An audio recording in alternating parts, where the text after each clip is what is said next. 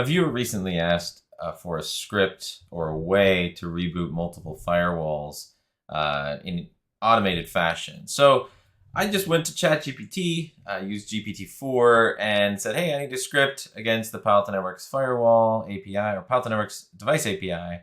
And I need to do, basically this stuff. And so this is what it came up with. So here you can see kind of the output, and then here's the script that it created. Now I asked it to modify the script and then have a way for it to ingest a credentials file and then a list of IPs file. So then the resulting script you can see down here. And then I've gone ahead and just saved it. Here you can see that script.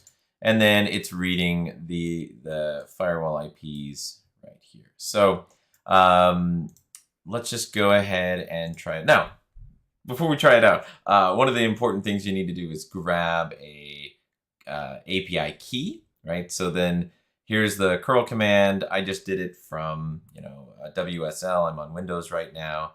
And it spit out for me my API key, which I saved to the credentials file. I won't show it on the video for the sake of security. But yeah, when you're ready, I think if I remember the name of my script, there we go. Just go ahead and run the script. It'll go ahead and read your credentials. It sent the reboot command to that firewall, to both firewalls.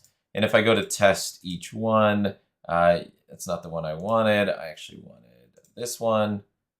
Okay, and it looks like it's still up. We'll see how long that lasts. And you know what I could do, actually?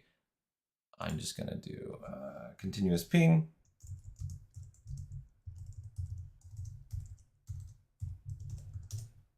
Okay, that one's going. And then I'll do another one to my other firewall.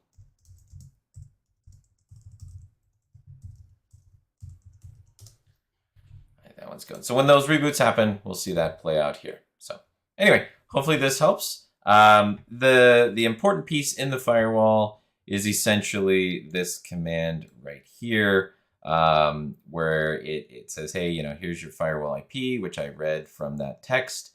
And so there's just one line, one IP per line. And then the command, it's doing an operational command, request, restart system, and then the XML inverse of that. So essentially, this command against the API would cause these firewalls to do a reboot. There you can see I'm in my timeout stage there and my timeout stage there. And if I just come back and refresh, it's spinning, and you'll see this timeout here in just a second. So I hope this is a helpful video. I'll put the script text in the description for this video, and I hope it works out for you. Feel free to, obviously edit the lines of firewall IPs to include the full scope of what you need. And this does assume you have the same user account within each of the firewalls, so the API key is the same. It would be very wise of you to create a new account. Don't build the API key against your administrative account, but make a new user role within the firewall and a new user account. Call it API user and only give it access to the API relevant functions. So I'm going to a different firewall right now because I want to show you this. I think it's that critical.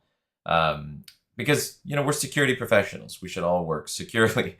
So give it a role that cannot be used for anything except the API.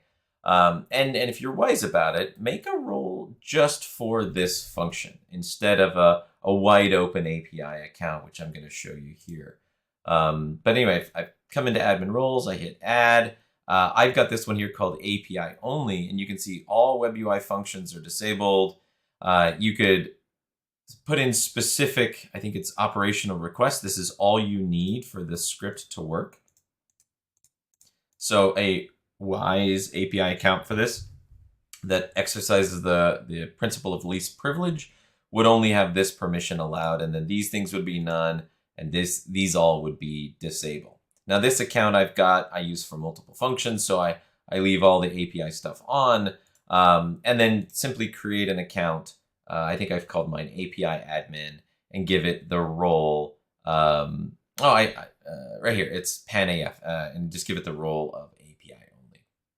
I hope this helps. Thank you so much for watching. Please always feel free to like the videos you like, comment, and subscribe. Thank you, and have a good day.